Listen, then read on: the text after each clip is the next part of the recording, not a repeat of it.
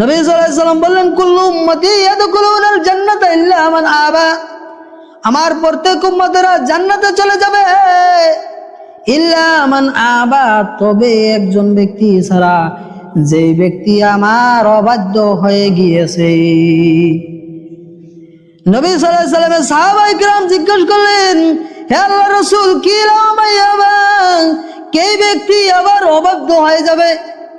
নবী সাল্লাল্লাহু আলাইহি ওয়াসাল্লাম বলেন, মান আতানি দাখালাল জান্নাহ, যেই ব্যক্তি আমার আনুগত্য করলো, আমি যেই পথ মত রেখে দিয়েছি সেই পথ মত যে অনুসরণ করলো, সেই ব্যক্তি জান্নাতে চলে যাবে। ওয়ামান আসানি ফাকাদ আবা, আর যেই ব্যক্তি আমার আদর্শ মানবে না, যেই ব্যক্তি আমার আদর্শ থেকে দূরে থাকবে, ওই ব্যক্তি যেন আমার অবাধ্য হয়ে গেল। নাউযুবিল্লাহ। এজন্য রসুলের অবাধ্য হওয়া যাবে, রসুলের অবাধ্য হওয়া যাবে না। এমনি ভাবে আরেকটা আলামত দেখলে আমরা বুঝতে পারবো যে আমাদের অন্তঃকরণটা শক্ত হয়ে গেছে, সেটা হচ্ছে দুনিয়ার প্রতি ভালোবাসা এবং আখিরাতকে ভুলে যাওয়া। আমাদের এটা আছে কি আছে? আল্লাহ সুবহানাহু ওয়া তাআলা বললেন, বাল তুসিরুনাল হায়াতাদ দুনিয়া ওয়াল আখিরাতু খায়রু ওয়া আবকা। দুনিয়াটা হচ্ছে তুচ্ছ, নগণ্য, সামান্য জিনিস আখিরাতের চেয়ে সামান্য জিনিস। ওয়াল আখিরাতু খায়রু ওয়া আবকা, আর আখিরাত পরকাল হচ্ছে উৎকৃষ্ট জিনিস, যা চিরকাল থাকবে। থাকবে কি থাকবে না? এজন্য আমাদেরকে কি করতে হবে? আখিরাতের প্রতি প্রাধান্য দিতে হবে কি হবে না? অবশ্যই প্রাধান্য দিতে হবে। এমনি ভাবে আমরা এতক্ষণ আলোচনা শুনলাম যে যেই সকল আলামত দেখতে পেলে বুঝতে পারবো আমাদের অন্তঃকরণ শক্ত হয়ে গিয়েছে।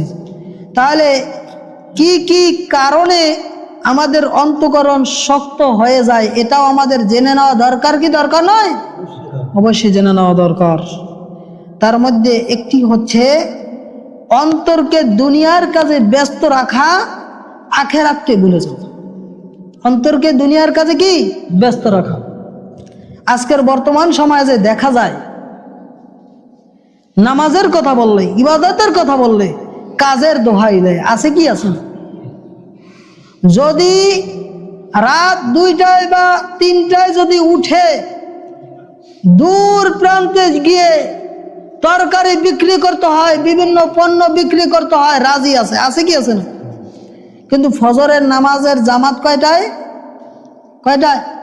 5:50। 5:50 জামাতে উপস্থিত হতে রাজি না। তাহলে দুনিয়ার কাজে ব্যস্ততা দেখায় কি দেখাই না? এই জন্য গজলে বলা হয় যে নামাজকে বলো না তুমি কাজ আছে, কাজকে বলো নামাজ আছে। বলে কি বলে না? তাহলে কাজকে বলতে হবে আমার নামাজ আছে, আমার নামাজের সময় হয়ে গিয়েছে, অতএব আমাকে নামাজে যাওয়া দরকার। তুমি কাজের জায়গায় কাজ থাকো, আমি নামাজ আদায় করে বাকি কাজ করে নিব। এখন একটা কথা শুনেন, কাজের যে আমরা দোহাই দিই, নামাজ আদায় করতে কি আধা ঘন্টা 1 ঘন্টা লাগে? জোহরের নামাজ আদায় করতে কি 1 ঘন্টা লাগে? 20 মিনিট লাগে? 20 মিনিটও লাগে না, 10 মিনিটও লাগে না। স্বাভাবিকভাবে নামাজ আদায় করলে একটু স্বাভাবিকভাবে 10 মিনিট লাগে, ধরেন 10 মিনিটই লাগে। এই 10 মিনিট নামাজের জন্য আপনার কতটুকু কাজে ক্ষতি হবে বলেন? বরঞ্চ আপনি যদি এই 10 মিনিটের মধ্যে নামাজ আদায় করে আপনি কাজে মনোযোগী হতেন, আল্লাহ খুশি হতো কি হতো না? আল্লাহ খুশি হতো। আপনার কাজে বরকত আসতো কি আসতো না? খুশি আসতো। কিন্তু আমাদের এই বিভিন্ন কাজের দোহাই দিয়ে আমরা নামাজ আদায় করি না। এই ব্যস্ততা কাকে দেখাবো? মৃত্যুর সময় চলে আসলে কি এই ব্যস্ততা কি দেখিয়ে মৃত্যুকে ফিরিয়ে রাখতে পারবো? মৃত্যুকে তো ফিরিয়ে রাখতে পারবো। মৃত্যু যখন চলে আসবে, আল্লাহর নির্দেশ যখন চলে আসবে, ফেরেশতা আজরাইল আলাইহিস সালাম চলে আসবেন, মালাকুল মউত চলে আসবেন। আপনাকে কি সময় দিবে? আমাকেও তো সময় দিবেন। তাহলে আমাদেরকে সময় মতো আল্লাহর ইবাদত করে নেওয়া দরকার কি দরকার নয়? বসে দেওয়া দরকার। আল্লাহ সুবহানাহু ওয়া তাআলা এই ব্যাপারে বললেন, আলহাকুমুত তাকাসুরু হাত্তা যুরতুমুল মাকাবির।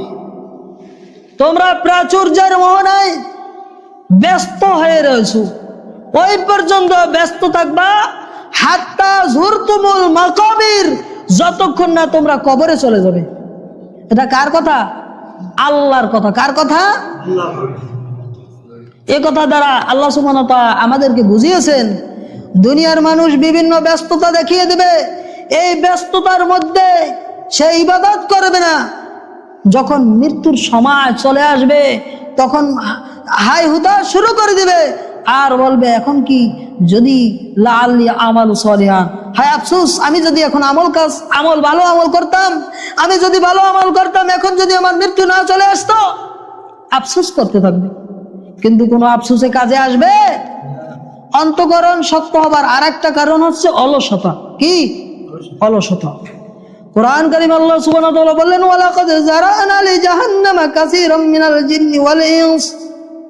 আমি অধিকাংশ মানুষ এবং জিন জাতিদের জন্য জাহান্নামকে তৈরি করে দিয়েছি। লাহুম কুলুবুন, তাদের মধ্যে অন্তঃকরণ রয়েছে, তাদের প্রত্যেকের অন্তর রয়েছে। আছে কি আছে না? প্রত্যেক মানুষের অন্তর আছে কি আছে না? ভালো মন্দ বুঝে কি বোঝে না? আল্লাহ সুবহানাহু ওয়া তাআলা বললেন, লা ইয়াফকাহুনা বিহা, তাদের যে অন্তঃকরণ রয়েছে ওই অন্তঃকরণ তারা কাজে খাটায় না, কাজে লাগায় না। কাজে লাগায় না কেমন?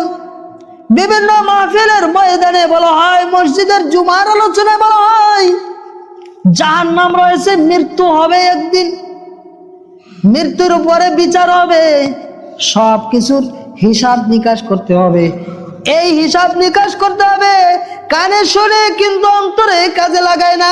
লাগায় কাজে? অন্তরকে কাজে লাগায় না। আল্লাহ সুবহানাহু ওয়া তাআলা বললেন, তাদের অন্তঃকরণ রয়েছে কিন্তু তারা কাজে লাগায় না। আল্লাহ বলতেছেন, ওয়ালাহুম আয়ুনুন লা ইউবসিরুনা বিহা, তাদের চক্ষু রয়েছে কিন্তু যারা চোখে দেখেও কিন্তু দেখে না।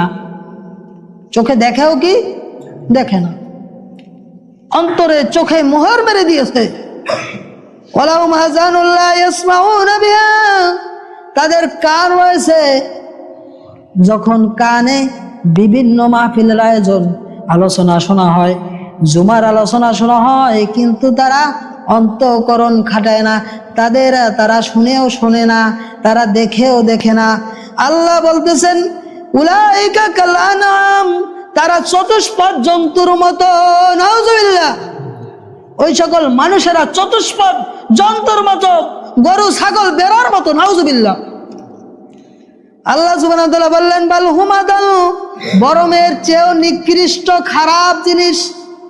উলাইকা হুমুল গাফিলুন, বরং তারা এই সকল বিষয়ে আল্লাহর নির্দেশের ব্যাপারে তারা গাফেল রয়েছে, অমনোযোগী থাকার কারণে আল্লাহ সুবহানাহু ওয়া তাআলা তাদেরকে এইরকম চতুষ্পদ জন্তুর মতো উদাহরণ দিয়েছেন।